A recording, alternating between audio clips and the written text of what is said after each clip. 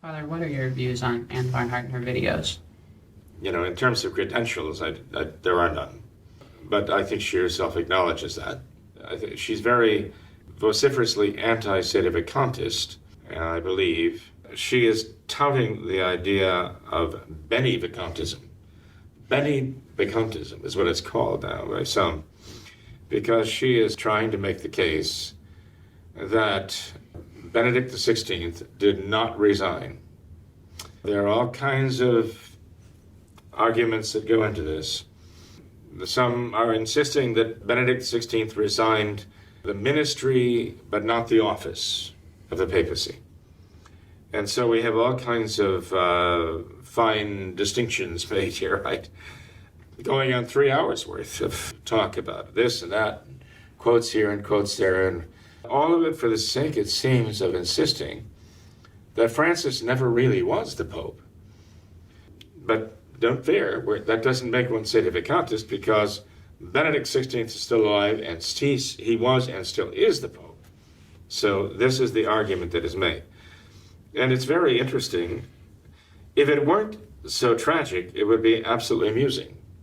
You know, you had the two masks, comedy and tragedy.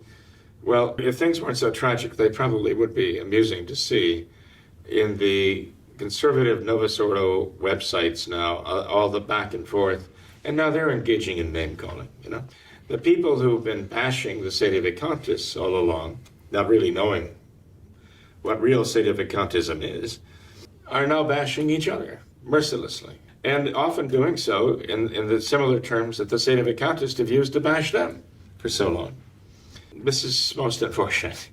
This is, again, the devil's work, because this is not going to get people to heaven. The idea that Benedict XVI remains a pontiff is of no help whatsoever, because there really is not a denarius worth of difference between Francis and Benedict. That might seem outrageous to some who've had Benedict depicted to them as some great conservative, but he's not. He brought in the radical ideas of Vatican II. He wasn't as flamboyant as Francis, wasn't as reckless as Francis.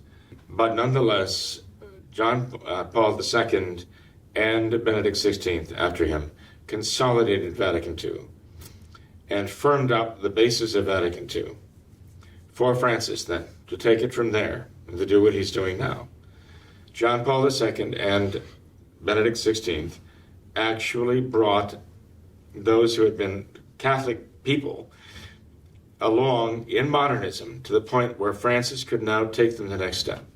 So it is not helpful to be arguing that Benedict XVI is still a pontiff with the idea that that's somehow going to rescue us from modernism and from the tragedy of the Novus Ordo. It's not.